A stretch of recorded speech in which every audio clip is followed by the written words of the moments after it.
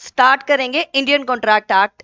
इस क्लास में मैं आपकी लेने वाली हूँ Indian contract act and specific relief act he subject है।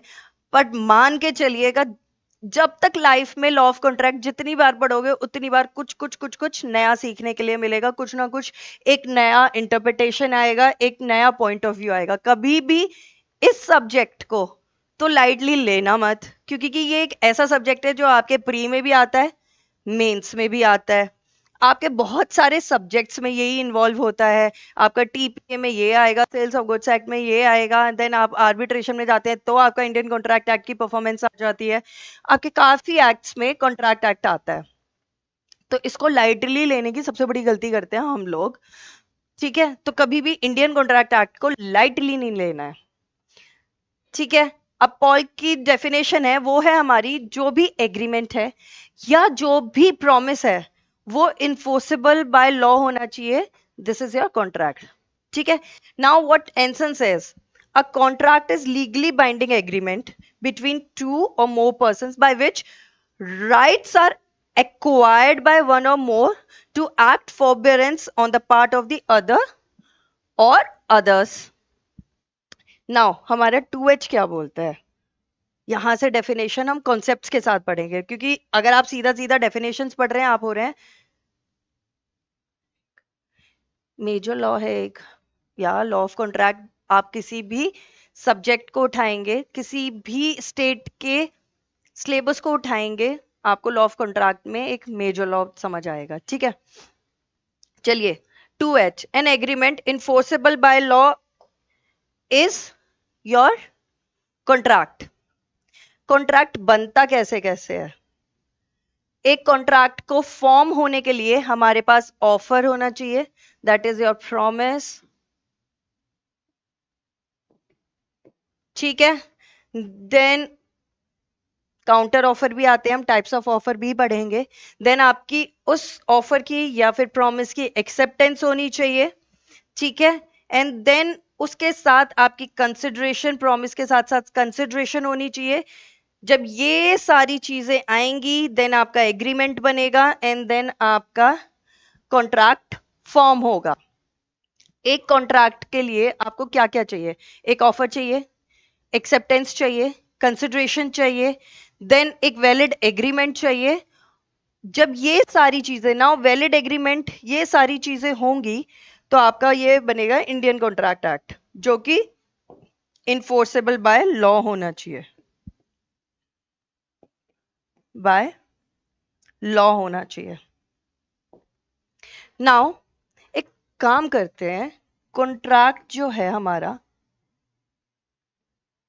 उसको हम डिवाइड करते हैं 3 पार्ट्स में। हम 3 पार्ट्स में ही पढ़ेंगे इसको। ठीक है, पहला पढ़ेंगे हम एलिमेंट्स, एलिमेंट्स ऑफ कॉन्ट्रैक्ट। दूसरा पढ़ेंगे एसेंशियल,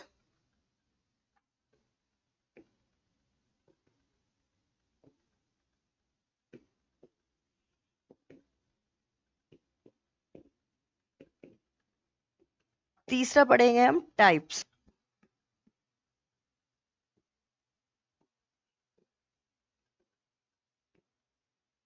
ठीक है, कोई बात नहीं दिनेश, आपको रिकॉर्डेड लेक्चर मिल जाएगा। यशवंत, हम क्लास के लेक्चर में दोबारा डेफिनेशन करेंगे, फिलहाल हम जो पढ़ रहे हैं उसमें आपकी डेफिनेशन का कोई रोल नहीं आने वाला है, सिर्फ आपकी 2H का आएगा। 2H is very simple, an agreement which is enforceable by law is your contract. ठीक है, नाउ आज की इस क्लास में we will cover up this essentials of your valid contract, then कल हम पढ़ेंगे ये and that. Now, what all are the essentials of your valid contract? हमारा कॉन्ट्रैक्ट का सेक्शन 10 की अगर हम बात करते हैं, देन आपका सेक्शन 11, 12, 13, 14, 15, 16, 17 एंड 18। ठीक है, आज हम सिर्फ इस पोर्शन को पढ़ेंगे। M I clear? आ रही है बात समझ में? एलिमेंट्स में आपका जो आपका ऑफर है, एक्सेप्टेंस है, कंसिडरेशन है, काउंटर ऑफर है, टाइप्स ऑफ ऑफर है, वो सब हम आपके एलिमेंट्स में पढ़ेंगे। आज हम एसेंशियल वैलिड कॉन्ट्रैक्ट के एसेंशियल्स की बात करते हैं कि what all essential should be there in the contract. ठीक है, चलिए नाउ हमारा सेक्शन 10 आखिर बोलता क्या है। अब जितने भी हमारे आगे के सेक्शंस हैं, लाइक हमारा 11, 12, 13, 14, वो सब हम इस सेक्शन से ही ड्राइव आउट करेंगे। कैसे? चलिए, all agreements are contract if they are made by free consent, one of the parties competent to contract, two lawful consideration, three lawful object, four expressly declared to be void, not hereby. This is your 5. ठीक है, ये हमारे 5 ingredients हैं, essentials हैं हमारे एक valid contract के लिए। फ्री कंसेंट होना चाहिए, कंपिटेंट टू कॉन्ट्रैक्ट, आपका यहाँ पे कंपिटेंसी में आपका माइनर और मेजर वाला कॉन्सेप्ट आएगा, डिस्कस करेंगे अभी हम 11th सेक्शन में। देन आपकी लॉफुल कंसिडरेशन होनी चाहिए, then lawful object consideration, lawful consideration 23 में, एक्सेप्शन में 25 पढ़ेंगे। देन आपकी लॉफुल ऑब्जेक्ट होना चाहिए, not hereby expressly declare to be void, that is your first instance से वॉइड एब इनिशियो नहीं होना चाहिए, यानी कि इलीगल ऑब्जेक्ट नहीं होना चाहिए, जो कि इसकी हम बात करते हैं। नाउ अब हमारा सबसेक्शन क्या बोलता है? Nothing herein contained shall affect any law in force in India and not hereby expressly repealed by which any contract is required to be made in writing और in presence of witnesses. अच्छा, tell me something, law of contract के according हमारा contract orally और written दोनों form में होना चाहिए। Am I right? Yes और नो? जल्दी, यस और नो? हमारे कॉन्ट्रैक्ट ओरल और रिटन दोनों फॉर्म में हो सकते हैं या सिर्फ रिटन में हो सकते हैं? और अगर ओरल है तो वो वैलिड कॉन्ट्रैक्ट है या नहीं है? चलिए, there is a recent judgment, write down the homework. Recent judgment है सुप्रीम कोर्ट का, जिसमें सुप्रीम कोर्ट ने एम्फसाइज किया है on having the contract in written form, so that आप रिमेम्बरेंस के लिए कि आपके कॉन्ट्रैक्ट की क्या टर्म्स एंड कंडीशंस थी वो इजी हो और बर्डन ऑफ प्रूफ शोल्डर्स पे ना रहे in case of oral one, जो कि होता है। 2023 का जजमेंट है, सुप्रीम कोर्ट का है। फाइंड आउट, ये होमवर्क है, कल क्लास स्टार्ट करने से पहले सबसे पहले इस केस का नाम बताना है। नहीं होगा तो आई विल टेल यू, मैं तो बताऊंगी लेकिन पहले मैं चाहूंगी कि आप लोग ढूंढ के रखो। ठीक है, this is the recent judgment by the Supreme Court, where Supreme Court has emphasized on having more written contracts so that burden of proof रहे और जितने भी misrepresentations related to the contract होते हैं वो आपकी खत्म हो जाए। ठीक है, और any law relating to the registration of documents. अगर हमारा सबसेक्शन 2 ये बोलता है कि यहां पर ये किसी भी लॉ को इफेक्ट नहीं करेगा जो कि ऑलरेडी इंडिया में इन्फोर्स्ड है, and not hereby expressly repealed, जब तक कि उसमें मेंशन नहीं होगा। ठीक है, by which any contract is required to be made in writing or in presence of witnesses।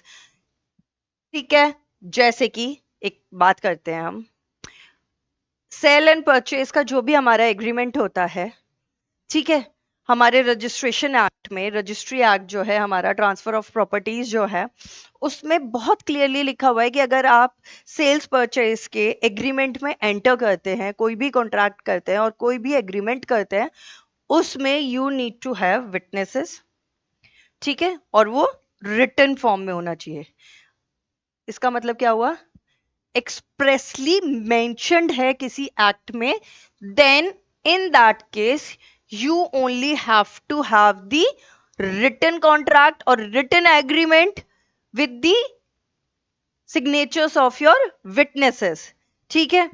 Sub section हमारा बहुत क्लियरली और बहुत इजीली बोलता है कि जो भी इंडिया में लॉज हैं जो कि इन्फोर्स्ड हैं एज ऑफ नाउ, जब तक कि उनमें एक्सप्रेसली यानी कि मेंशन नहीं है, रिटन नहीं है, to have the contract in written form only or to have the agreement in written form only along with the witnesses, तब तक written contract mandatory नहीं है, क्योंकि कि इंडियन कॉन्ट्रैक्ट एक्ट हमारा आपका ओरल एंड रिटन दोनों की परमिशन देता है। चलिए, now every person is competent to contract who is of the age of majority, ठीक है, जो कि हमारा अभी कंपिटेंसी वाला जो हम पढ़ रहे थे, दैट इज सेक्शन 11 एंड 12, वो हमारा आपका मेजॉरिटी वाले कॉन्सेप्ट से आता है। According to the law to which he is subject and who is of sound mind and is not disqualified from contracting by any law which he is subject. Clear है? अब जो ये as of majority वाला जो concept है, this one, क्या ये Indian contract act में कहीं मेंशन है? अगर है तो किस सेक्शन में? फटाफट से बताइए। और अगर नहीं है तो किस एक्ट में मेंशन है? समृद्धि, कहां मेंशन है बेटा? बताइए फटाफट से, किस सेक्शन में है? Who is major who is minor हमारा अगर लिखा हुआ है इंडियन कॉन्ट्रैक्ट एक्ट में तो किस सेक्शन में लिखा हुआ है? बताइए, आपने यस लिखा है तो जल्दी।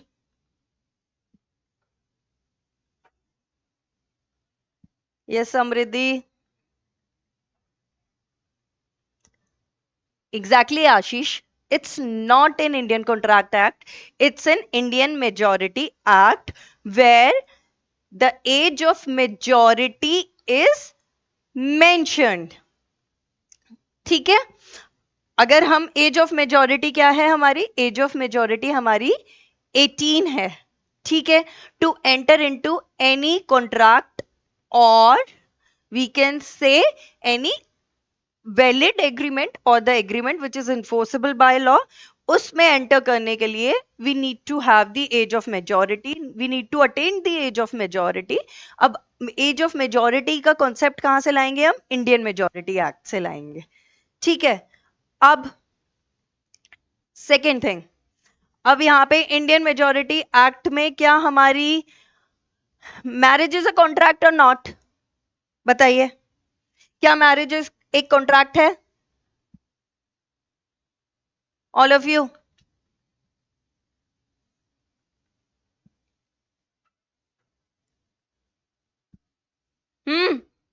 मैरिज कोई कॉन्ट्रैक्ट है क्या? जल्दी जल्दी, मैरिज इज अ कॉन्ट्रैक्ट कहां पे लिखा हुआ है? प्लीज बताएं, कहां पे लिखा हुआ है कि marriage is a contract?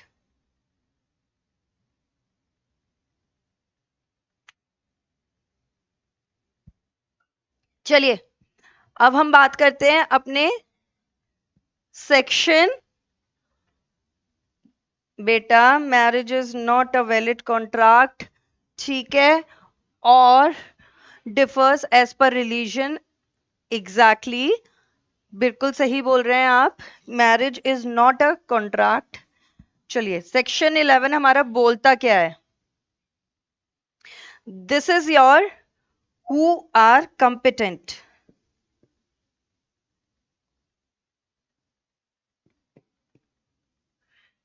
competent to contract.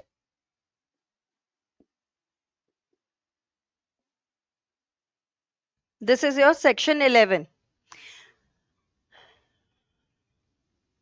Section 11 हमारा ये बोलता है all those people who have attained the age of majority, that means who have attained the age of 18 are competent to contract. ठीक है,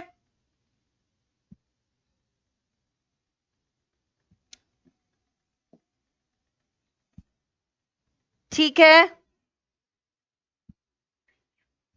हमारी कंपिटेंसी टू कॉन्ट्रैक्ट कहां से आती है? सेक्शन 11 से आती है।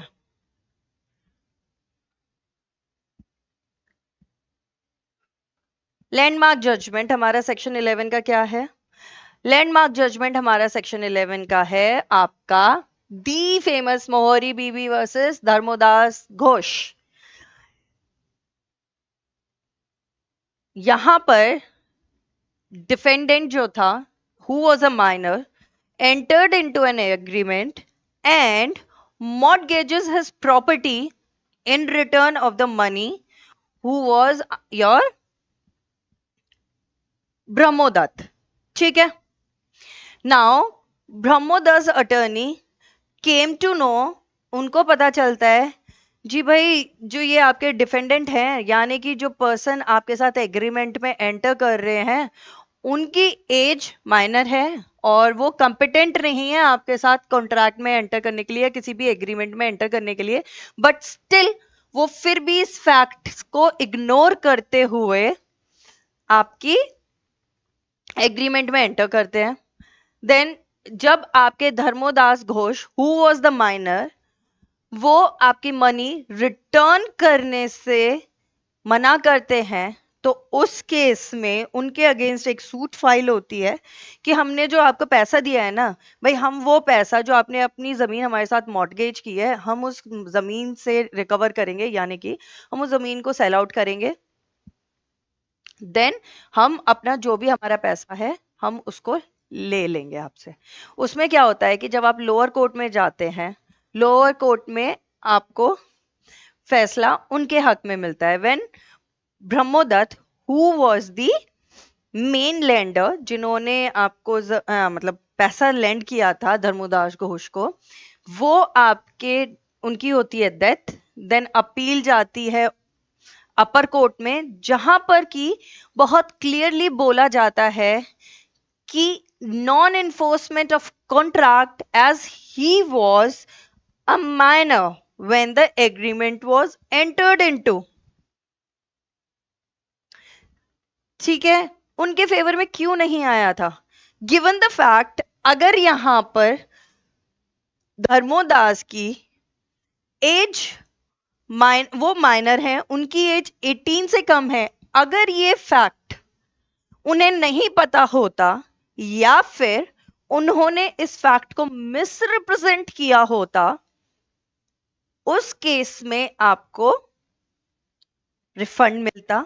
क्योंकि कि हमारा एक्ट और हमारा लॉ ये चीज बहुत क्लियरली बोलता है कि अगर कोई भी माइनर अपनी एज मिसरिप्रेजेंट करता है यानी कि अपने आप को माइनर होने के बावजूद अपने आप को मेजर प्रेजेंट करता है, उस केस में वो उस कॉन्ट्रैक्ट से, यानी कि कॉन्ट्रैक्ट तो नहीं बोलेंगे बिकॉज इट्स नॉट वैलिड, तो उस एग्रीमेंट से उन्हें जो भी बेनिफिट्स मिलते हैं, जो भी उन्हें आउटकम मिलता है, वो आउटकम उन्हें वापस करना होगा।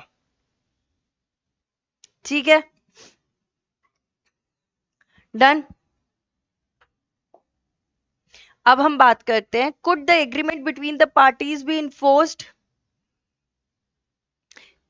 थंब रूल याद रखिएगा, चाहे मिसरिप्रेजेंटेशन है मेजॉरिटी की एज की चाहे नहीं है, लेकिन कोई भी एक्ट, कोई भी एग्रीमेंट, कोई भी कॉन्ट्रैक्ट अगर किसी माइनर के साथ एंटर्ड किया जाता है देन उस केस में आपका ये कॉन्ट्रैक्ट इन्फोर्सेबल इन नेचर नहीं होगा। आई बात समझ में? अगर हम किसी भी माइनर के साथ कोई भी कॉन्ट्रैक्ट एंटर करते हैं उस केस में आपका कोई भी एक्ट या कोई भी कॉन्ट्रैक्ट इन्फोर्सेबल बाय लॉ नहीं होगा। ठीक है,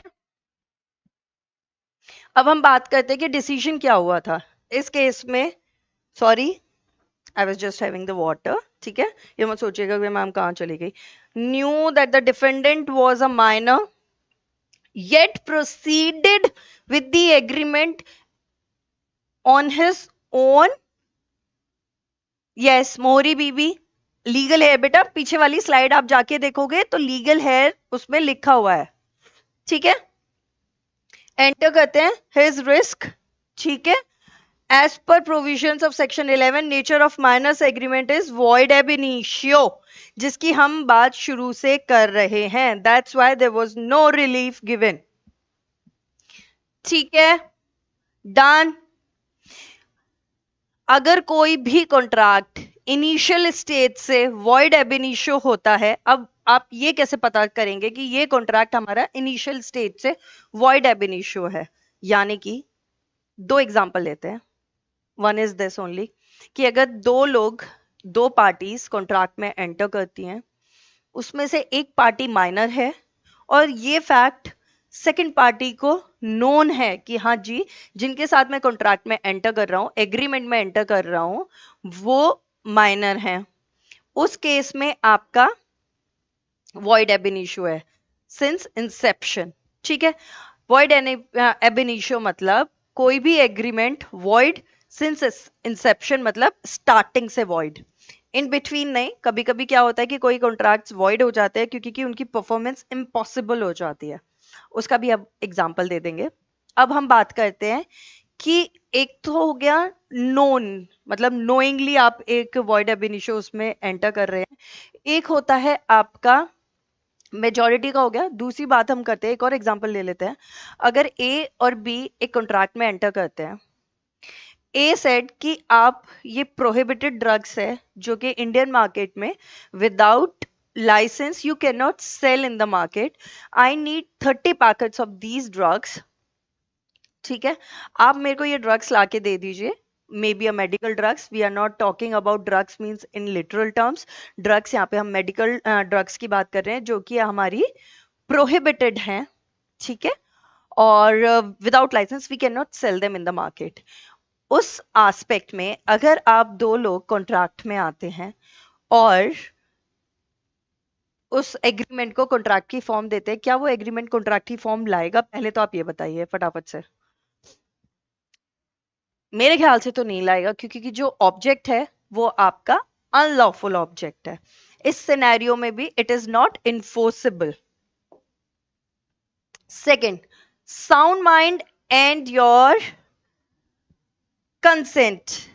पहले हम कंसेंट की बात कर लें। ये किया क्या है यार आज इसने? चलिए कोई बात नहीं, साउंड माइंड के साथ साथ कंसेंट एक ही जगह दे दिया है, कोई बात नहीं, अगली बार से ध्यान रखेंगे। सेक्शन 12, जब जब स्लाइड कंफ्यूज होती है तब तब आपका प्रोजेक्टर इधर उधर डांस करना शुरू कर देता है, ये भी इंडिकेशन दे देता है कि okay fine, now slide is confuse bit. ठीक है, चलिए सेक्शन 12 क्या बोलता है? A person is said to be unsound mind for the purpose of making a contract if at the time when he makes it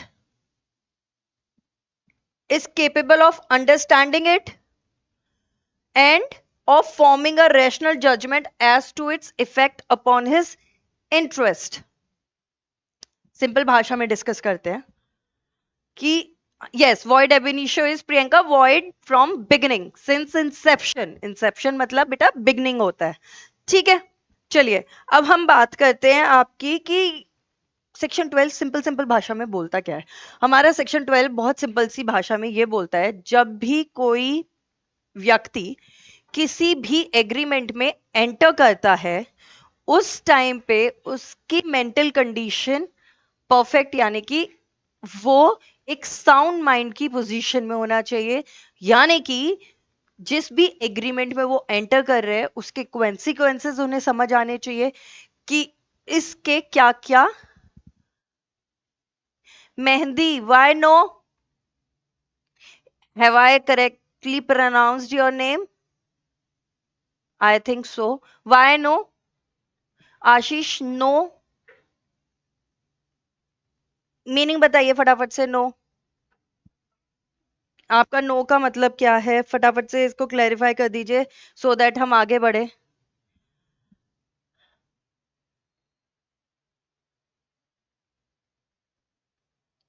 बताइए Ashish and Mehndi, you have said no. आगे बढ़े या you are clarifying your no? चलिए हम आगे बढ़ते हैं, जब भी आप लिखेंगे देन उसके हिसाब से हम बात करेंगे। A person who is usually of unsound mind but occasionally of sound mind may make a contract when he is of sound mind. आपका ये वाला जो प्रोविजन है ना, इसकी इलस्ट्रेशन है बैरेक्ट में। इलस्ट्रेशन नंबर 1, मैम आपके प्रीवियस क्वेश्चन रिलेटेड आंसर है। Okay done. आई थॉट कि why you are saying no, ऐसा तो कुछ बोला नहीं है मैंने। चलिए डन। अब हम इसकी बात करते हैं। अपना बैरेक्ट उठाइए फटाफट से, और उस बैरेक्ट से सेक्शन 12 की जो भी हमारी फर्स्ट इलस्ट्रेशन है, ठीक है, वो पढ़िए। Done Samriddhi, got your point. ये वाला जो आपका है ना, और जो आपकी first illustration which I am focusing time and again, almost her bar MCQs में आती है। ऑलमोस्ट हर बार एमसीक्यूज में आती है, ठीक है। तो बेटा जब भी हम एक्ट पढ़ेंगे ना, उसके प्रोविजोज, उसकी इलिस्ट्रेशंस एंड एक्सप्लेनेशंस कभी नहीं छोड़ेंगे, ठीक है। मैं time and again I am saying illustrations कभी नहीं छोड़नी है। डायरेक्ट की इलिस्ट्रेशंस डायरेक्टली आपके क्वेश्चंस में आती हैं, स्पेशली प्रीलिम के क्वेश्चंस में आपकी इलिस्ट्रेशंस डायरेक्टली आती हैं। मोर ओवर अगर आप मेंस के भी लास्ट ईयर के क्वेश्चंस उठाएंगे ना, एक या दो स्टेट में इसकी जो फर्स्ट इलिस्ट्रेशन है, I just read it out. अगर मेरे पास बैरेक्ट है तो आई जस्ट सी, अगर मेरे पास बैरेक्ट है, it was something, a lunatic person was in asylum, if I'm not wrong. A lunatic person was in an asylum. Later on he came back, and with the interval period he was in lunatic asylum. After that he came back, attained the stage of sound mind and entered into an agreement. That is your contract. क्या वो valid है या नहीं है? क्योंकि कि जिस time पे he was in a face of lunatic mind, he was in asylum and he never entered into an agreement, but later on when he attained the stage of sound mind, he entered into an agreement. समझ आई बात? जब तक वो asylum में थे, lunatic mind था, यानी कि साउंड माइंड नहीं थे, तब तक उन्होंने किसी भी एग्रीमेंट में एंटर नहीं किया। लेकिन when he came back, attained the stage of sound mind, entered into an agreement, then that agreement is void or valid. जल्दी, मैं वेट करूंगी अब आंसर का। आशीष चलो जल्दी से बताओ।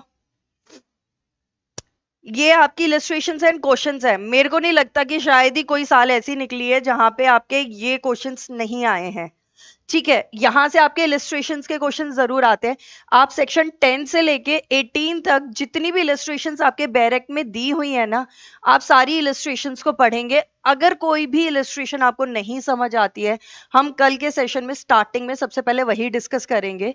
रीजन बीइंग सो कि they are very important. Yes exactly, it's valid because the moment he entered he was in a sound mind position, ठीक है। होमवर्क 2 हो चुके हैं अभी तक। पहला, हम सारी इलस्ट्रेशंस पढ़ के आएंगे कल। दूसरा, हम लेटेस्ट जजमेंट सुप्रीम कोर्ट की ढूंढ के आने हैं, जहां पे क्लियरली लिखा हुआ है कि रिटन एग्रीमेंट को, आप रिटन कॉन्ट्रैक्ट्स को अप्रिशिएट करें और उनके ऊपर डिपेंड होना एम्फसाइज करें, ठीक है। नेक्स्ट हम बात करते हैं साउंड माइंड एंड कंसेंट की। अगर a person who is usually of sound mind but occasionally of unsound mind may not make a contract when he is of unsound mind, जो हम ऑलरेडी डिस्कस कर चुके हैं, ठीक है। अब हमारा सेक्शन 13 क्या बोलता है? हमारा सेक्शन 13 बोलता है कंसेंट के बारे में, ठीक है।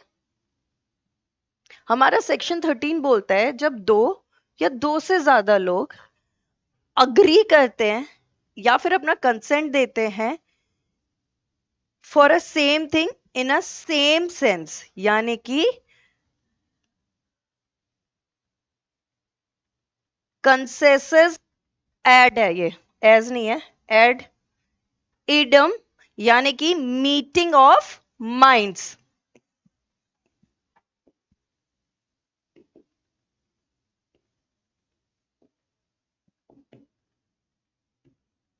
ठीक है, मानिए इसका एक बहुत छोटा सा और बहुत इजी हमारा रोजमर्रा की जिंदगी में यूज होने वाले एग्जाम्पल की बात करते हैं। हम मार्केट गए, हमें एक बाइक खरीदनी थी, और वहां पे जो सेलर परचेजर्स होते हैं जो बाइक सेल करते हैं, शोरूम में गए हम लोग, और हमने एक बाइक पसंद की जिसका कलर था ब्लू। ठीक है, लेकिन हमने शॉपकीपर से पूछा, यानी कि शोरूम ओनर से पूछा कि इस बाइक का प्राइस क्या है। He thought we want to buy the red bike. ठीक है, उन्होंने उसका प्राइस हमें बता दिया, हमने उसकी पेमेंट की, keeping this thing in a mind कि हम ब्लू बाइक ले रहे हैं, और उन्होंने हमें डिलीवरी दी keeping this thing in mind कि हमने रेड बाइक के प्राइस पूछे थे, तो we want to buy the red bike. At the time of delivery we got red bike. ठीक है, जबकि हमारा जो कंसेंट था वो हमारा ब्लू बाइक के लिए था। यहाँ पे हमारी मीटिंग ऑफ माइंड हुआ? नहीं हुआ। हमारा सेम सेंस में मीटिंग ऑफ माइंड था, कंसेस एडिडम था हमारा? नहीं था। ठीक है, ये एक नॉर्मल सा एग्जांपल है जिससे हम मीटिंग ऑफ माइंड का कॉन्सेप्ट क्लियरली समझ सकते हैं कि दोनों लोग सेम ऑब्जेक्ट के बारे में बात करें। ठीक है, जिसे हम नॉर्मल रोजमर्रा की जिंदगी में बात करते हैं, we are at the same page, aren't we at the same page, हम दोनों सेम पेज पे है ना, ओके फाइन। तो ये हमारी जो रोजमर्रा की जिंदगी होती है उसी का एग्जांपल आपको दिया है कि जब दो लोग सेम ऑब्जेक्ट के बारे में एक कॉन्ट्रैक्ट में एंटर करते हैं, सेम टर्म्स एंड कंडीशंस के बारे में बात करते हैं, उसको हम आपका कॉन्शियस एडिडम की बात करते हैं। ठीक है, नाउ हमारा फ्री कंसेंट क्या बोलता है? That is your section 14। हमारा सेक्शन 14 बोलता क्या है?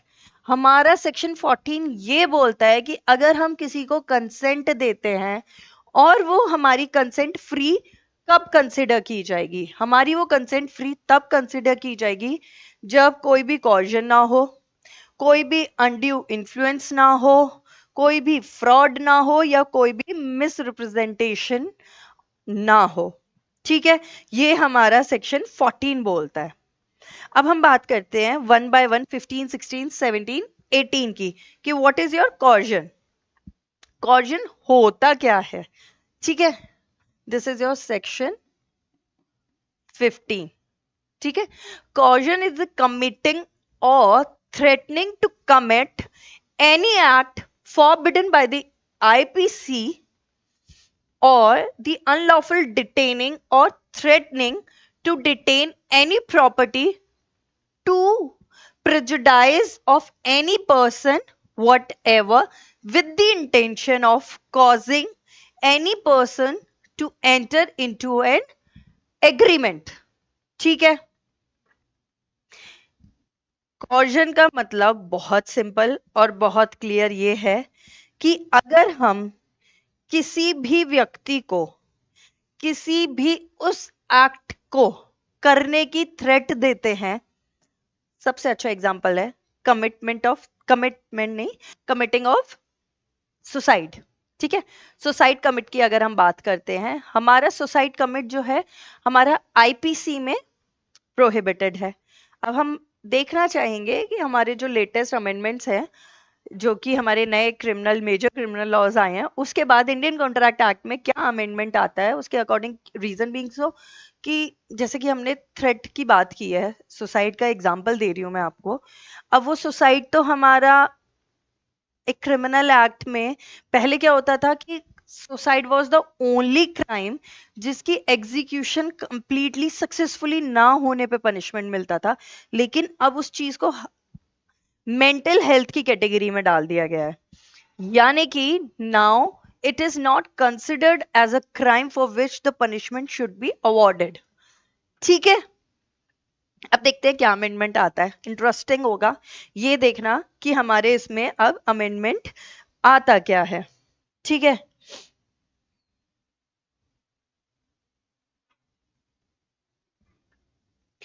क्रिमिनल इंटिमिडेशन का मतलब क्या होता है? चलिए फटाफट से कमेंट बॉक्स में लिखिए, क्रिमिनल इंटिमिडेशन का मतलब क्या होता है?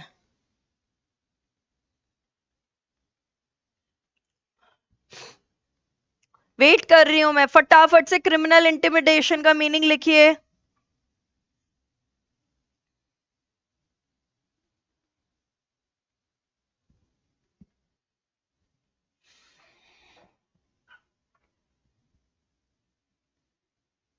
मेरी आवाज अब तक पहुंच गई होगी, अब फटाफट से कमेंट आएंगे, मैं 2 मिनट का वेट कर रही हूँ क्योंकि मेरे पास कमेंट लेट आ रहे हैं। तो क्रिमिनल इंटिमिडेशन का मीनिंग लिखेंगे,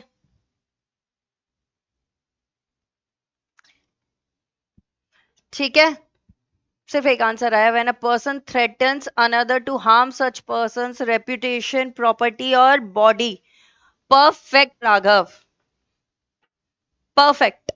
ठीक है, यहां पे criminal intimidation is the perfect answer और द एग्जाम्पल फॉर सेक्शन 15। अगर हम सेक्शन 15 के किसी भी एग्जाम्पल की बात करते हैं, सबसे परफेक्ट एग्जाम्पल आपका आएगा क्रिमिनल इंटिमिडेशन। ठीक है, अब इसकी एक्सप्लेनेशन इस सेक्शन की बहुत क्लियरली बोलती है, it is immaterial whether the IPC is enforceable on that land where the caution has happened। ठीक है, अगर आईपीसी है तो ठीक है, अगर आईपीसी इन्फोर्स्ड नहीं है तो भी आपका कॉजन की जो टर्म है, जो मीनिंग है, वो कंडक्ट होता है, तो उस कॉन्ट्रैक्ट को हम वैलिड कॉन्ट्रैक्ट नहीं मानेंगे। ठीक, नाउ हमारा undue influence, what is the definition of undue, sorry, चलिए डेफिनेशन लिखें, दिस इज योर सेक्शन, जल्दी 16, undue influence। A contract is said to be induced by undue influence where the relation subsisting between the parties are such that one of the parties is in the position to dominate, जैसे कि हम और आप। ठीक है, हम और अपना ही एग्जांपल लेते हैं। अब आपने मुझे दे दिया है उपाधि अपने गुरु की, यानी कि टीचर की। अब मैं आपसे बोलूं रेंडमली किसको उठाएं, किसको उठाएं, किसको उठाएं, सबसे लास्ट आंसर किसका सबसे सही आंसर है? आशीष का सबसे लास्ट आंसर है, जो कि काफी हद तक बढ़िया था। आशीष को मैं बोलूं कि आशीष, आपको, आपके पास जो भी व्हीकल है ना, आपको वो व्हीकल मुझे देना होगा, सेल करना होगा, देना मतलब सेल करना होगा।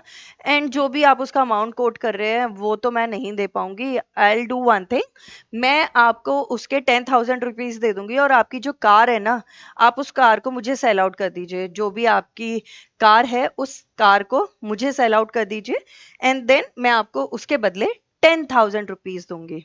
आशीष बेचारा क्या ना करे कि मैम है, चलो ठीक है कोई बात नहीं, फिर कल को बोलेंगी कि ऐसा बच्चा वैसा बच्चा, तो ठीक है मैं दे देता हूँ। आउट ऑफ दैट प्रेशर, जो एक टीचर और स्टूडेंट का, जो एक टीचर का इन्फ्लुएंस है, उस इन्फ्लुएंस में आके बेचारे आशीष ने अपनी कार मुझे 10,000 रुपीज में सेल आउट कर दी।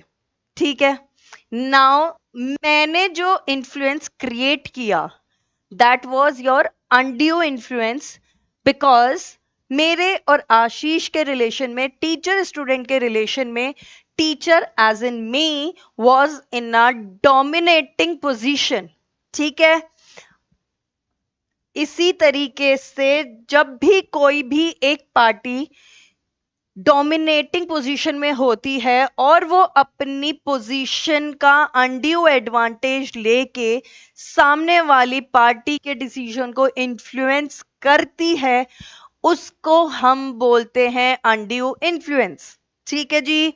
Now in particular and without prejudice to the generally the foregoing principle, a person is deemed to be in position to dominate will of another where he holds a real or apparent authority over the other। और जैसे कि मैं और आशीष, मेरा और आशीष के example उसमें,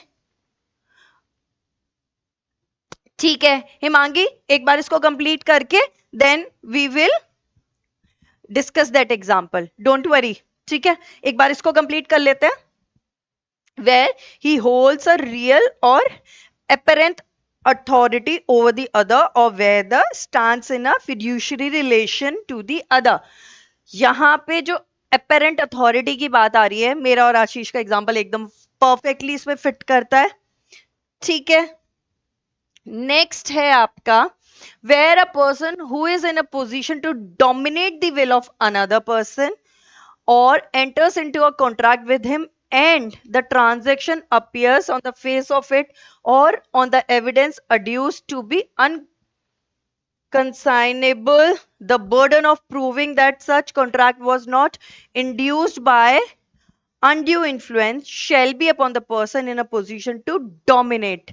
इसका सबसे अच्छा एग्जाम्पल है, अगर हम अपना बैरेक्ट उठाएंगे, उस बैरेक्ट में हमारा सबसे अच्छा एग्जाम्पल आता है आपका सुभाष चंद्र दास, ठीक है, वर्सेस गंगा प्रसाद। सुभाष चंद्र दास वर्सेस गंगा प्रसाद।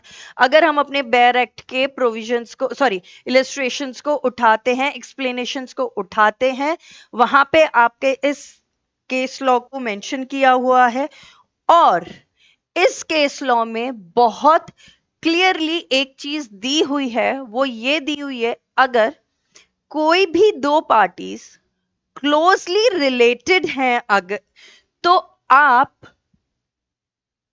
और वो कॉन्ट्रैक्ट में एंटर करती हैं, तो आप पहले से ही इस फ्रेम ऑफ माइंड के साथ प्रोसीड नहीं करेंगे कि ये दोनों पार्टीज अनड्यू इन्फ्लुएंस के अंदर इस कॉन्ट्रैक्ट को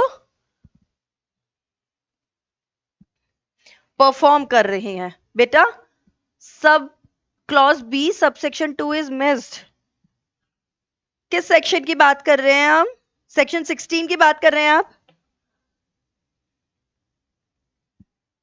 अच्छा, मेंटल कैपेसिटीज टेम्परेरीली, ठीक है, डन। यहां लिख दे, शॉर्ट में लिखेंगे, ठीक है।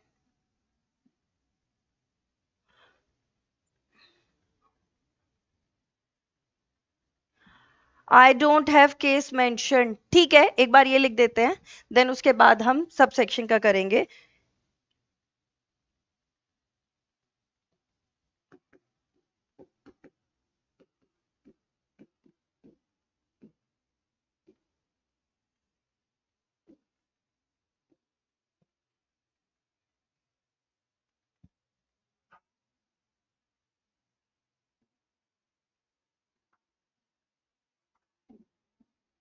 Where mental capacities, short form में लिखेंगे, जगह थोड़ी सी कम है और मैं थोड़ी सी हाइट में छोटी भी हूं, ठीक है, please adjust. Enter into a contract where mental capacity is permanently और temporarily is of unsound mind, ठीक है, or affected by any illness।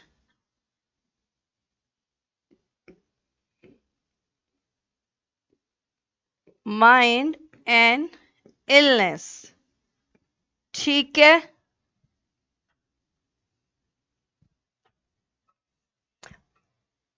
अच्छा, इसका वो लिखना था ना, केस का नाम लिखना था, पहले आप ये लिख दीजिए, then I rub this, then I write down the name of the case which I have just mentioned.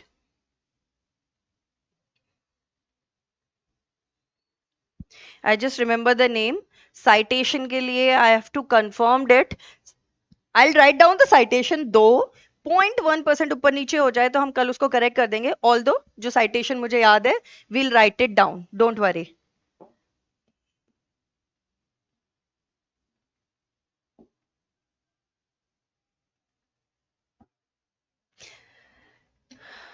Subhash Chandra Das.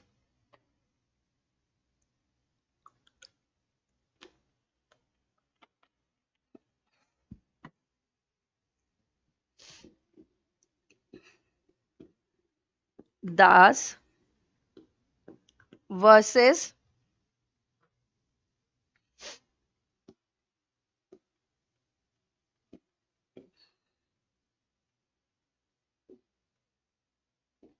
Ganga Prasad AIR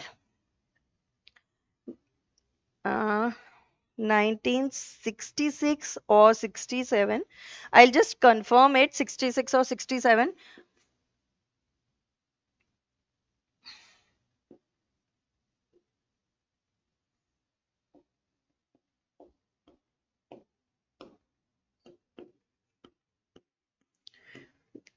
Bit confused, it's 66 or 67, but this is your citation in this case. इसमें क्या था कि इसमें जो grandfather है, in his during his last days he transferred, मतलब उन्होंने अपनी प्रॉपर्टी का एक पोर्शन अपने ग्रैंडसन, सी 67 यानी कि मैं सही हूं. ठीक है. इसमें क्या था, वन ऑफ द पर्सन यानी कि इसमें एक पार्टी ने अपने ग्रैंडसन को अपनी प्रॉपर्टी का एक portion out of love and affection, sorry, transfer कर दिया था, यानी कि अपने ग्रैंडसन के नाम पे ट्रांसफर कर दिया था. तो इस केस में ये लेट डाउन किया गया था just because of the reason these two parties who entered into a contract are closely related doesn't mean that the effect of undue influence was there. ठीक है. ये हमारे इस सेक्शन में लिखा हुआ था. रोहित, आपके अगर नहीं है आपके पास तो आप इस केस को अब लिख लीजिए. ठीक है. पूरी साइटेशन भी मिल गई है हमें. ठीक. Done. This is the complete citation.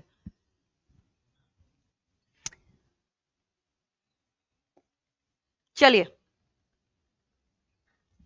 A having advance money to his son, जो कि अभी हमने क्लोजली रिलेटेड की बात की थी. अगर हम क्लोजली रिलेटेड की बात करते हैं, जो कि ये हो गया, ए having advanced money to his son, B, during the age of his minority, upon B's coming to the age to obtain, that is your majority, by misusing the parental influence, there was a bond which was of a greater amount than the amount which was being given by A to B when he was the minor.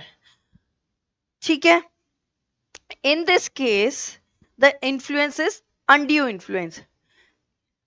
और simple भाषा में बात करते हैं. ए जो कि father हैं B के, बी जो कि अभी माइनर है, उसको कुछ अमाउंट देते हैं. Over a period of time B majority की एज अटेंड करते हैं.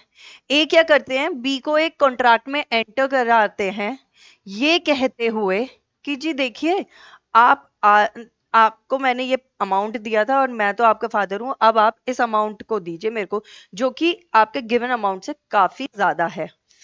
जहां पर आपका पेरेंटल जो इन्फ्लुएंस आपने यूज किया है to enter into a agreement, जो कि ग्रेटर अमाउंट था, काफी ज्यादा अमाउंट था जो कि आपने एक्चुअल में दिया था, उस केस में आप क्या कर रहे हैं, उस केस में आप अपनी डोमिनेटिंग पोजीशन को यूज करते हुए बी जो कि आपका बेटा है उस पर अनड्यू इन्फ्लुएंस क्रिएट कर रहे हैं, ताकि वो आपके साथ एक एग्रीमेंट में एंटर करे जो कि इलीगल है.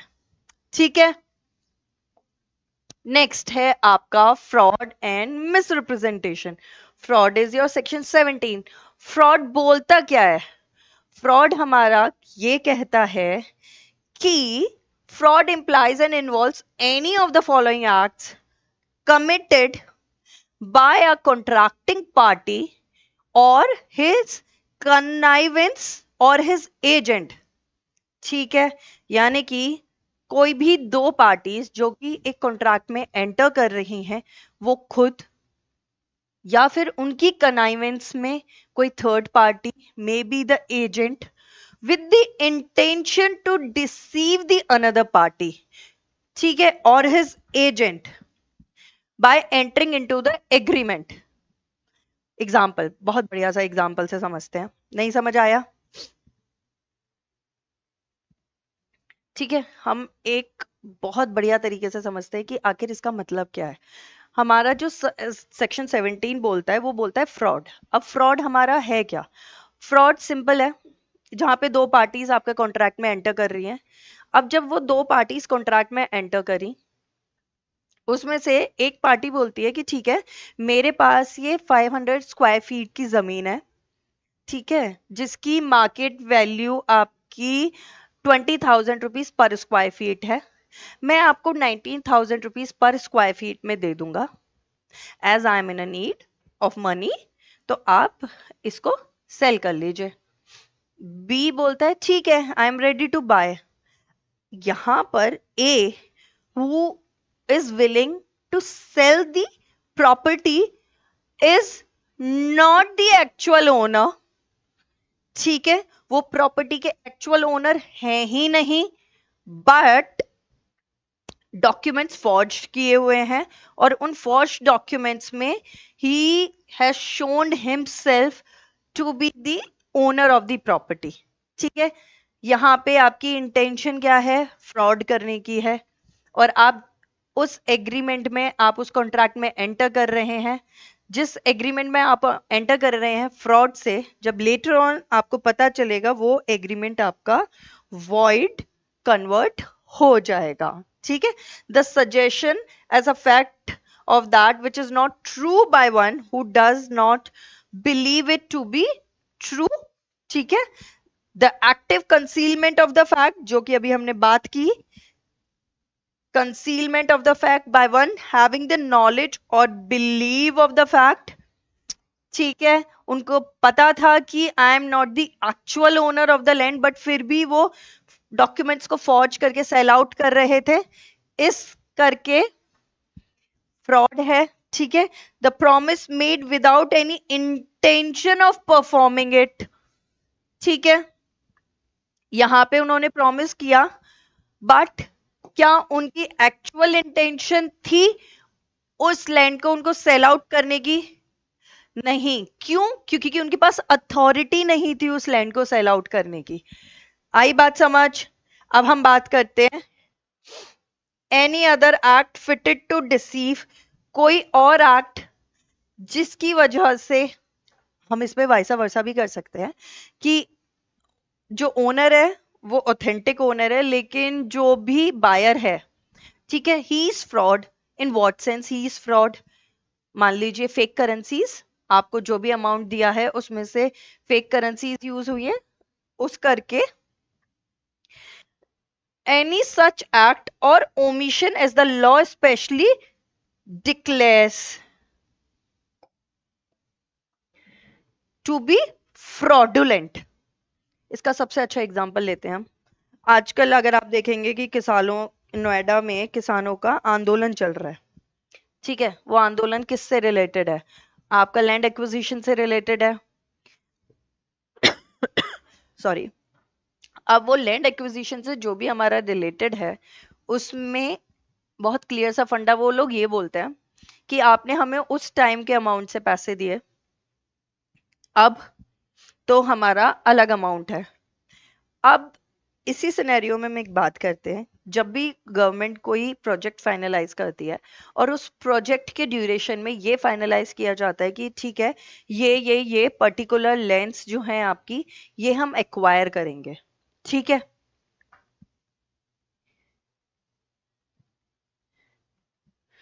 ठीक, जब वो ये बोलते हैं कि हम ये लैंड आपकी एक्वायर करेंगे, आपकी एक्सेप्टेंस आती है, जैसे ही आप सर्कल रेट, लैंड एक्वायर करने के नोटिस के साथ साथ आपको रेट भी बताया जाता है कि आपको ये सर्कल रेट है, सर्कल रेट से कुछ परसेंटेज डिसाइडेड होती है, उससे एक्स्ट्रा आपको अमाउंट कंपनसेशन दिया जाता है।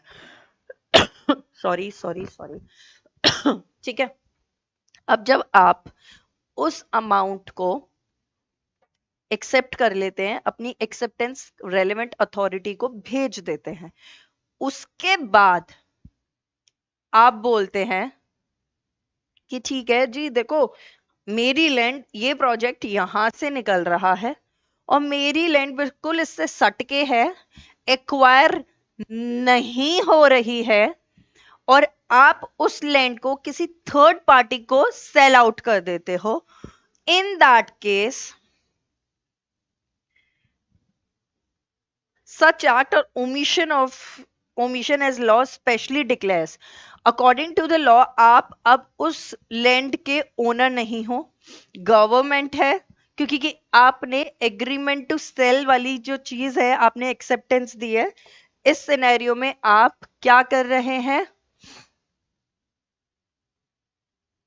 यहाँ पे एक्सप्लामियर नहीं है, योर एक्सप्लेनेशन है, then mere silence as to fact likely to affect the willingness of a person to enter into a contract is not fraud unless the circumstance of the case is such that regarding being head to them, it is the duty of the person keeping silence to speak, or unless his silence in itself is equivalent to speech.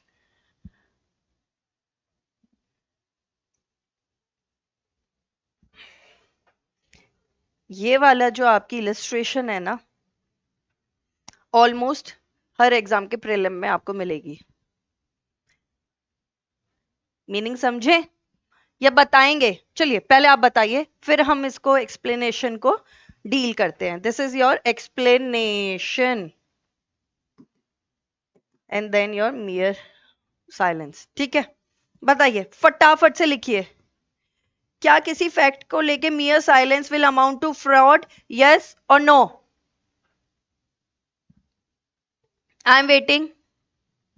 क्या किसी भी fact को लेके mere silence, ना तो आप हाँ बोल रहे हो या ना बोल रहे हो, आप कुछ नहीं बोल रहे हो, you are just silent on that particular fact, क्या उसको आप फ्रॉड बोलेंगे? जल्दी जल्दी।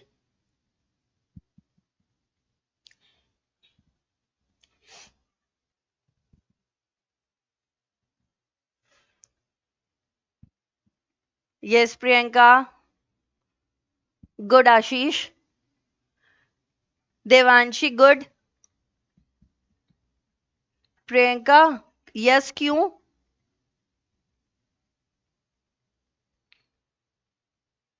Perfect Pooja, perfect. एक्सप्लेनेशन पढ़ो प्रियंका फिर से बेटा, मैं तभी बोल रही हूं, जितने भी क्वेश्चंस होंगे ना, जितने भी कॉन्सेप्ट्स होंगे हमारे, जितने भी फैक्ट होंगे, हमें ना कोई भी टेक्स्ट बुक या फिर लिटरेचर से पहले एक्सप्लेनेशन, एक्ट, बेयर प्रोविजंस पढ़ेंगे ना, देन उसके बाद अगर हम लिटरेचर पे जाएंगे, then exactly Pratibha, what Pratibha said is the perfect answer. Mere silence will not amount to fraud until and unless speaking was your duty. ठीक है, जो कि हमारे आपके सेकेंड, हाँ ऐसे, ठीक है, सीख रहे हैं अभी हम भी, रोज ये नोट कुछ कुछ कुछ कुछ नई चीज ला देता है हमारे लिए, तो हम भी सीखते हैं। चलो अवॉइड दिस सिचुएशन, ये चलती रहेगी हमारी क्लासेस के ड्यूरेशन में, चलो कोई नहीं। हाँ, अगर हम अपने इस एग्जाम्पल की बात करते हैं जहां पे बी ने ए को बोला था कि if you will not speak up then I assume that horse was of sound mind, यानी कि ए ने बी को एक ड्यूटी दी थी कि भाई अगर ये साउंड माइंड है तो आप बताओ, अगर साउंड माइंड नहीं है तो बताओ। उसने क्लियरली बोला अगर आप नहीं बोले तो मैं इसको साउंड माइंड कंसिडर करूंगा। ठीक है, तो यहां पे बी की ड्यूटी बनती है, ए की ड्यूटी बनती है to inform B whether the horse is of the sound mind or not. सबसे परफेक्ट एक्सप्लेनेशन है when you are duty bound to speak or to declare the fact about the object for which you are entering into a contract and you did not speak up, then it's amount to fraud, otherwise not।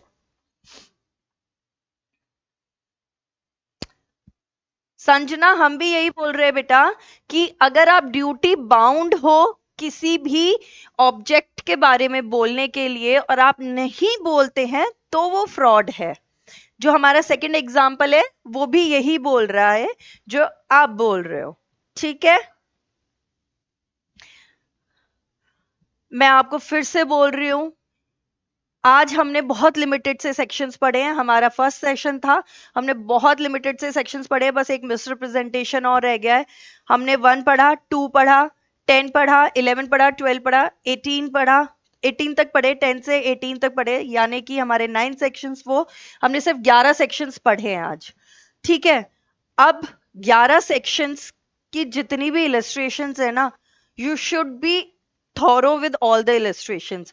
Reason being so, अगर आपके illustrations thorough up होंगी तो आप mains के answer और prelims के answer ऐसे लिखेंगे, आपके कॉन्सेप्ट्स क्लियर होंगे, क्योंकि आपके इलस्ट्रेशन के बेसिस पे बहुत क्वेश्चंस आते हैं। ठीक है, चलिए, मिसरिप्रेजेंटेशन का मतलब होता क्या है? The positive assertion in a manner not warranted by the information of the person making it of that which is not true, though he believes it to be true.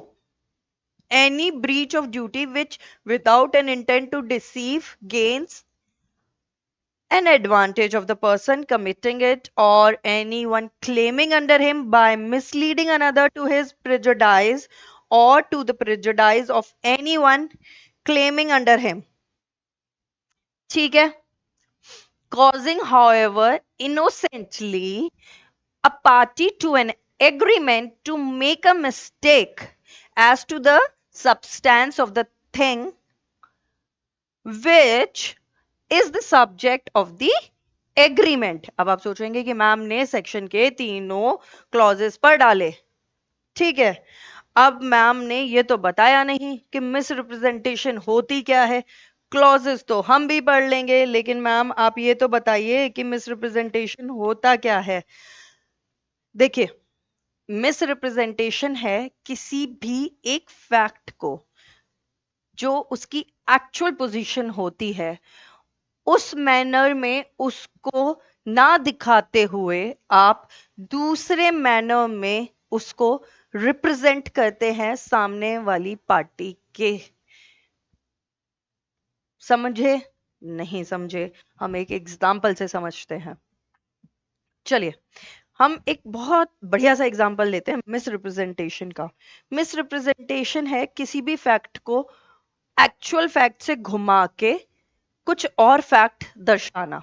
ठीक है, जैसे कि हमने फ्रॉड वाली स्लाइड में एक horse का example लिया था कि if you will not speak up, ठीक है, I consider the horse to be of sound mind. यहां पे आपका फ्रॉड होता अगर वो स्पीक अप नहीं करते। अब हम बात करते हैं, इस एग्जाम्पल को एक नई फॉर्म देते हैं। हम ये कहते हैं, देखिए ये घोड़ा है, ठीक है, और इसकी इतनी एज है, और देन उसके बाद हम उनको बोलेंगे कि ये इतनी एज का है, ये है, ये है, हम उसके फीचर्स बताएंगे। घोड़ा छोड़ देते हैं, हम एक कार का एग्जांपल लेते हैं और इजी एग्जांपल लेंगे, तो फिर आप घोड़े में फिर से कंफ्यूज होंगे। हम एक कार लेने जाते हैं, सेकेंड हैंड कार खरीदने के लिए जाते हैं। हम ये बोलते हैं कि भैया हमें ना एक कार चाहिए, we want to buy a car जो कि 2015 के मॉडल से पुरानी ना हो, ठीक है, और डेंट पेंट ना हो, यानी कि एक्सीडेंट ना हो, उस पर दोबारा से हमने पेंट ना किया हो, ओरिजिनल पेंट हो। ठीक है,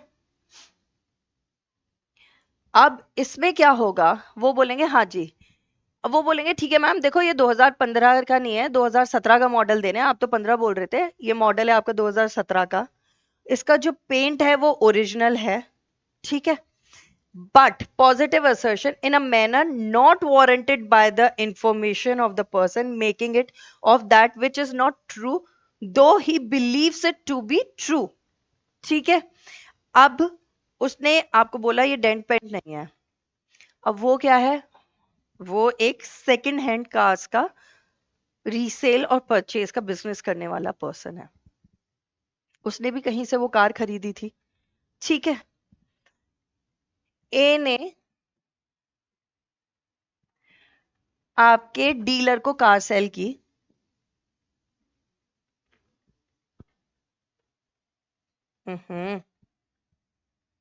ए ने बी को कार सेल की, ये कहते हुए कि ये 2016 मॉडल है, फ्रेश, जो भी कंपनी पेंटेड है,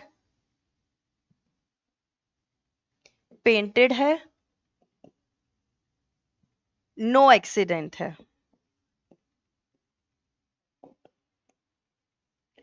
ठीक है, अब बी ने उस कार को उससे लिया और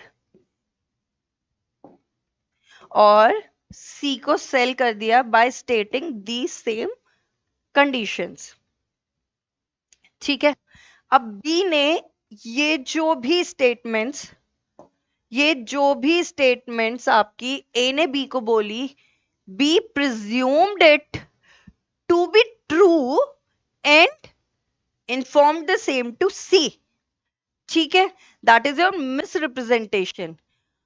जो भी फैक्ट्स आपने सामने वाली पार्टी को बताए हैं, वो facts unknowingly you misrepresented it. ठीक है, any breach of duty which without an intent to deceive gains an advantage of the person committing it or anyone claiming under him by misleading another to his prejudice or to prejudice of anyone's claiming under him। अगर कोई भी व्यक्ति दूसरे व्यक्ति को कोई भी information देता है considering it to be true though literally it's not true। For example, recent example है, केस है, प्रॉपर केस है, एक वीक पुराना ही केस है। ए ने बी से कार खरीदी, सुनील ने राघव से कार खरीदी और आगे शाम को सेल कर दी। ठीक है, सुनील ने राघव से कार खरीदी और जो राघव है उसने वो कार चोरी की हुई थी। अब सुनील को तो पता नहीं था कि ये कार चोरी की है, उसने कार खरीदी और आगे शाम को सेल आउट कर दी। अब जो सुनील ने कार खरीदी थी और राघव को शाम को दी है, वो मिसरिप्रेजेंटेशन कहलाया जाएगा। क्यों? क्योंकि कि उन दोनों को नहीं पता था कि ये कार चोरी की है। The fact which was being deceived by was Raghav, third party, उसने इस फैक्ट को डिसीव किया, बट बेनिफिट मिला आपका सेकेंड पार्टी को, यानी कि शाम को जिसने सेल की थी उस व्यक्ति को। अब कुछ नहीं समझ आया तो बताइए, वरना फिर हम एक बार डेफिनेशंस को फिर से रिवाइज करेंगे। ठीक है, आज हमने क्या क्या किया, आज हमने हमारी इनेक्टमेंट डेट, इन्फोर्समेंट डेट पढ़ी, डिफरेंट लॉ की statements, different contract of law की स्टेटमेंट्स यानी कि डेफिनेशन किस किसने क्या क्या दिए हमने वो पढ़ा। देन हमने आपका सेक्शन 10 पढ़ा, देन उसके बाद हमने आपका सेक्शन 1 एंड 2 पढ़ा, देन उसके बाद 10, 11, 12, 13, 14, 15, 16, 17 एंड योर 18 पढ़ा। अब अगर इसके अलावा आपको सेक्शन 2 जो कि डेफिनेशंस हैं, जो सबका कुछ ना कुछ वो इश्यू था, कंफ्यूजन था, वो हम रिवाइज करते हैं। उससे पहले अगर किसी को कोई भी और क्वेश्चन है तो फटाफट से बताओ, otherwise we'll switch to our definitions. Yes, preamble,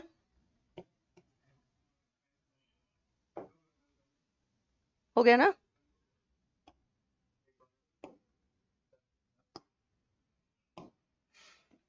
preamble, ठीक है। सेक्शन 1, 2, सेक्शन 10 to 18, ये 3 चीजें हमने कवर की हैं। अब इसके अलावा आपको कोई डाउट है सेक्शन 2 के अलावा? अगर आपको कोई डाउट है तो आप पूछिए, वरना हम सेक्शन 2 को फटाफट से एक बार और रिवाइज करेंगे एंड देन उसके बाद हम आज का ये सेशन खत्म करेंगे। एग्जाम्पल ऑफ मिसरिप्रेजेंटेशन, ठीक है, done.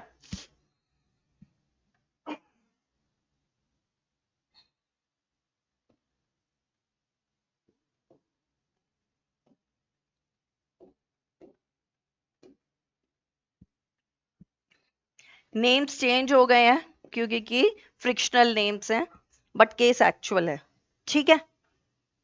Raghav stolen the car and sold it to Shyam. Raghav ने एक गाड़ी चोरी की ली, ठीक है। चोरी की गाड़ी लेके उसको शाम को सेल किया, ये फैक्ट छुपाते हुए कि ये एक चोरी की गाड़ी है। श्याम ने आगे इस कार को रोहन को सेल कर दिया। अब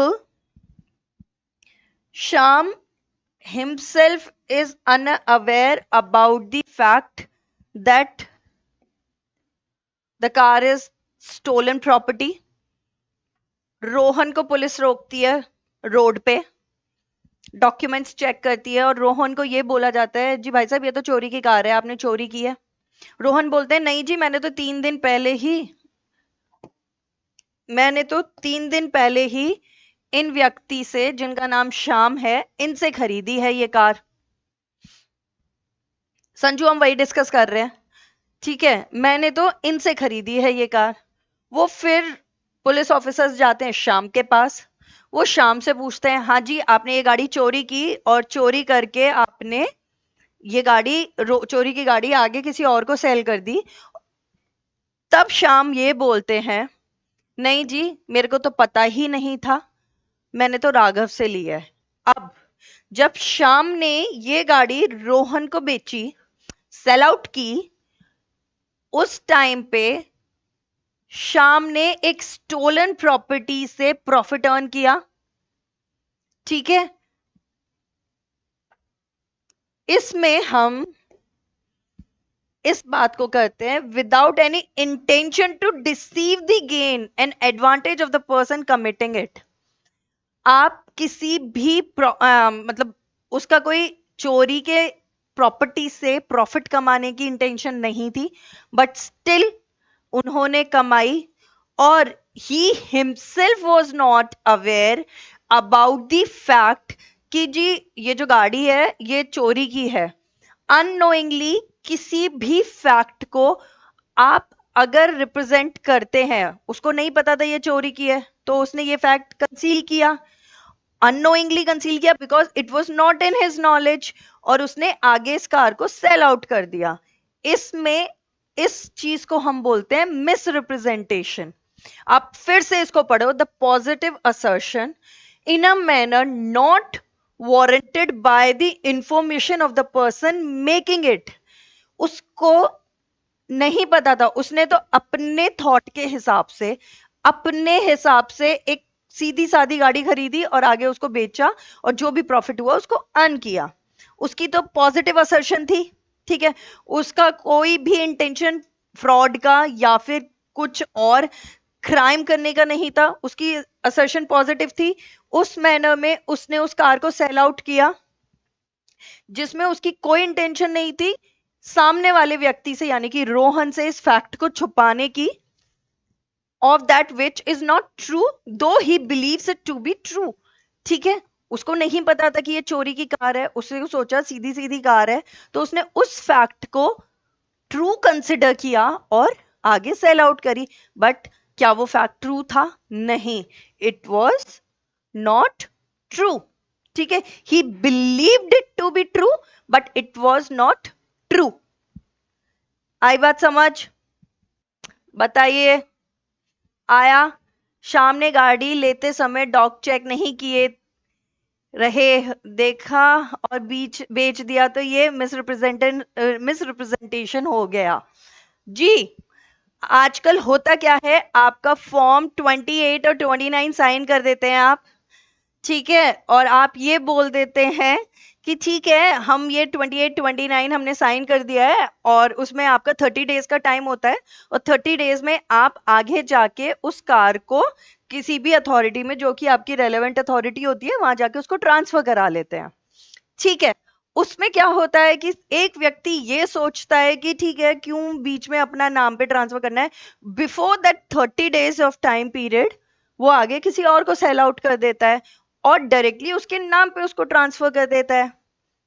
ओनरशिप की चेन में एक व्यक्ति कम हो जाएगा, गाड़ी की वैल्यू घटेगी नहीं। ठीक है। एंड बेटा शायद आपने ही पूछा था हिंदी नोट्स का, हिंदी में नोट्स नहीं मिलेंगे। हम आपको कॉन्सेप्ट्स इसीलिए क्लास में इंग्लिश में पढ़ाते हैं, एक ऐसी लैंग्वेज में जिसमें समझना बहुत आसान होता है। ठीक है, नोट्स आपको इंग्लिश में ही मिलेंगे, बट आपका कोई भी कॉन्सेप्ट है जिसमें आपको इंग्लिश में समझने में कोई भी दिक्कत आ रही है, आप प्लीज नेक्स्ट क्लास में बताइए।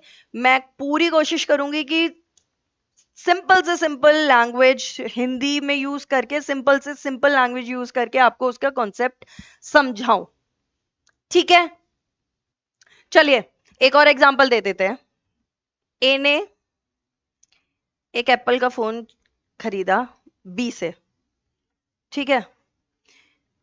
अब उसने वो परचेज किया था आपका 70,000 रुपीज का, बट उसको एक डील मिली और उसको मिला कि हाँ आप इसको 75,000। Ma'am I am facing issues while typing something, it is saying I am using prohibited words wherein I am they wherein I am not using। आशीष, उन्हीं वर्ड्स के सिनोनिम यूज करो, कोई और वर्ड्स यूज करके लिखो। ठीक है, कोई भी ऐसी लैंग्वेज या कोई भी ऐसा वर्ड जो कि डेरोगेटरी इन नेचर होगा वो आपका यहाँ पे प्रोहिबिटेड होगा, और वो हमारी सेफ्टी यानी कि आपके टीचर्स की सेफ्टी के लिए है। ठीक है, यहाँ पे आशीष मैं अपनी I am not using such words, देखो अब आपने लिखा ना I am not using such words, उनका कोई ना कोई और सिनोनिम होगा, आप वो लिखो। अगर कोई इशू है तो हम लिखेंगे that's the same issue I am also facing. लिखना क्या चाह रहे हो आप? अगर आप कोई भी ऐसी स्टेटमेंट लिखेंगे जो कि डेरोगेटरी इन नेचर होगी, फैकल्टी से रिलेटेड या किसी और चीज से रिलेटेड, तो बेटा वो यहाँ नहीं आएगी, और आप बार बार करेंगे तो शायद से आप ब्लॉक भी हो जाएंगे। आप सिंपल कोई और उसका वो यूज कर लीजिए सिनोनिम, एंड आप उसको लिख दीजिए। अगर कोई प्रॉब्लम है नोट समझने में या फिर कोई कॉन्सेप्ट समझने में तो कोई और लैंग्वेज यूज करके लिख सकते हैं। अगर कुछ और लिखना है तो फिर आप हेल्प, जो आपके ऐप में हेल्पलाइन का सपोर्ट का ऑप्शन है, आप उसको ले सकते हैं। अदरवाइज अगर कोई भी ऐसा वर्ड है एग्जाम्पल से रिलेटेड, कोई चोरी या फ्रॉड या कुछ ऐसा आप कर रहे हैं, तो might be it will say something आपको शायद प्रोहिबिट करे। आशीष, आप फ्रॉड, स्टोलन या कुछ ऐसा वर्ड यूज कर रहे हैं तो शायद से वो आपको प्रोहिबिटेड कर दे। रोहित प्रजापति, ना तो बेयर एक्ट की लैंग्वेज सही से समझ आ रही है ना ही एग्जाम्पल।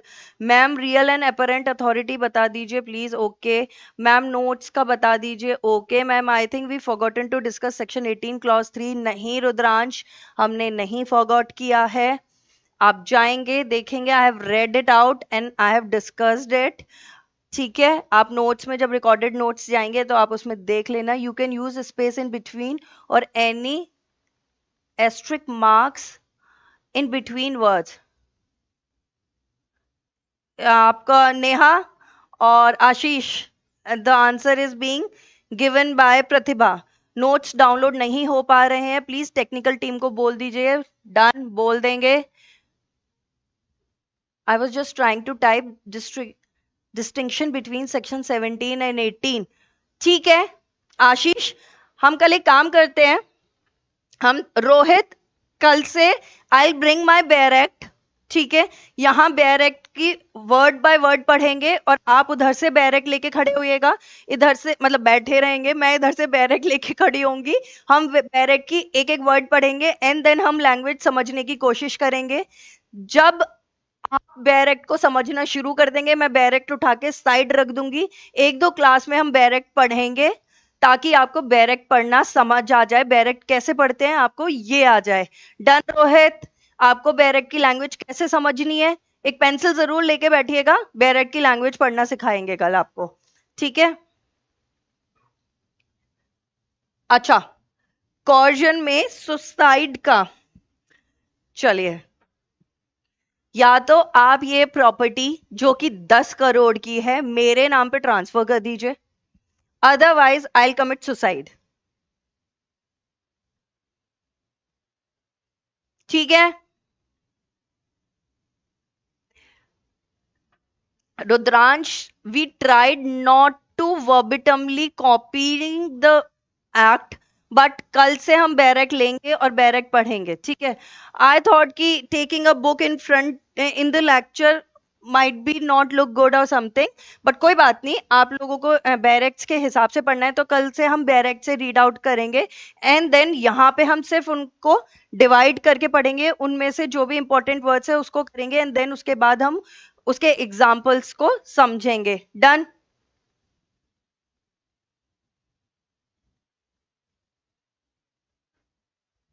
बैरेक्स के एक एक वर्ड को पढ़ के हम करेंगे, ठीक है।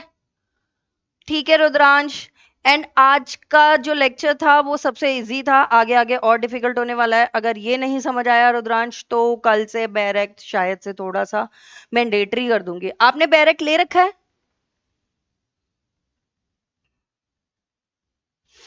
बैरेक्ट लेके बैठे थे आप लोग आज लेक्चर में?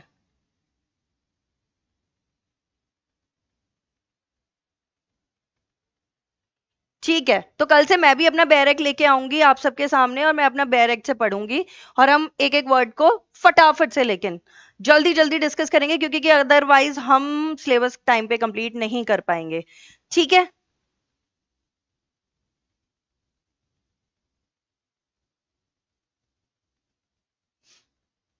ठीक है Samriddhi, Puja, Archit, not completely focused on the comments, it will delay your delivery. Exactly, तो एक काम करते हैं हम, एक काम करते हैं, जो भी आपको पीडीएफ की फॉर्म में जो कमेंट वो मिलेंगे आपके, क्या बोलते हैं उसे, नोट्स, हम उसमें कमेंट्स और इलिस्ट्रेशंस को डालेंगे। अगर मैं बेटा एक एक कमेंट और एक एक इलिस्ट्रेशन यहाँ पे पढ़ाऊंगी ना तो फिर हम इस कोर्स को 18 डेज में कंप्लीट नहीं कर पाएंगे, ठीक है।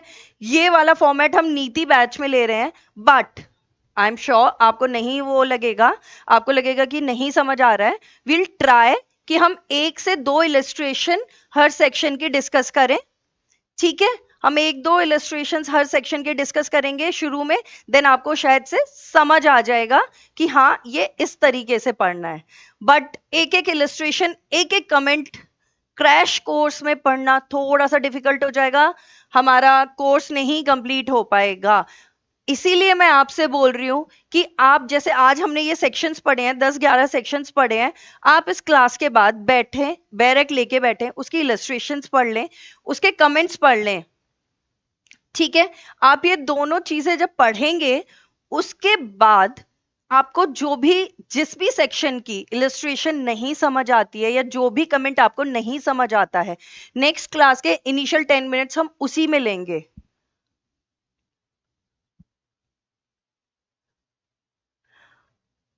बेटा it's not about comments only Rohit, comments में बहुत सारे बच्चे क्वेश्चंस भी पूछते हैं और आई पर्सनली फील कि अगर हम उन कमेंट्स में, अगर मेरे को लगा बहुत सारे कमेंट्स हमने इग्नोर भी किया, अगर हम कुछ कमेंट्स ऐसे हैं कि अगर हम उनको नहीं तभी डिस्कस करेंगे तो शायद से किसी बच्चे का डाउट रह जाएगा, बट बहुत ही रेलेवेंट लिए हैं हमने जितने हम कर सकते हैं. It's a crash course, detail discussion won't be beneficial. That's what I was saying Samriddhi. But मैंने आपको एक अलग ऑप्शन दे दिया है. आप इलस्ट्रेशन पढ़िए, आप कमेंट्स पढ़िए. आपको जिस भी सेक्शन का इलस्ट्रेशन या कमेंट नहीं समझ आता है, मैं हर क्लास में आपको 10 मिनट्स दूंगी कि ये इस सेक्शन का ये वाला इलस्ट्रेशन हमें नहीं समझ आया है, मैम प्लीज बता दीजिए. ठीक है. और मोस्ट प्रोबेबली मैं यहाँ पे अपने नेक्स्ट लेक्चर से एक मेल आईडी पिन करा दूंगी. जो भी आपको लगे तो आप उस मेल पे वो क्वेश्चन अपना ड्रॉप कर दीजिएगा. जो भी आपके डाउट सॉल्विंग सेशंस जो हमने आपको कमिट किया है, वो मेरे को पता होगा कि हाँ ठीक है, ये बच्चे का ये आया है, मैं ताकि आऊं और फटाफट से आप लोगों के कमेंट्स का वेट ना करूं, फटाफट से उन डाउट्स को क्लियर करके क्लास का सेशन स्टार्ट कर दूं. ठीक है. Are we done for this class? बेटा एक बुक तो काफी नहीं रहेगी. ठीक है. जब भी मैं नोट्स दूंगी, हर नोट्स के एंड में जो पीडीएफ नोट्स आपको मिलेंगे, हर नोट्स के एंड में I write down the name of the books. ठीक है. कि इस टॉपिक के लिए आपकी ये वाली बुक सबसे अच्छी है. और ये मत सोचिएगा कि मैं 10-15 बुक्स के नाम लूंगी, हार्डली 3-4. क्योंकि कि मेरे को पर्सनली मेल आईडी का ये देव, ये क्लास 4 से 6 ही रहेगी. अगर बाई चांस आपकी ये क्लास मिस हो गई है, डोंट वरी अबाउट इट. आपको रिकॉर्डेड लेक्चर इसका मिल जाएगा.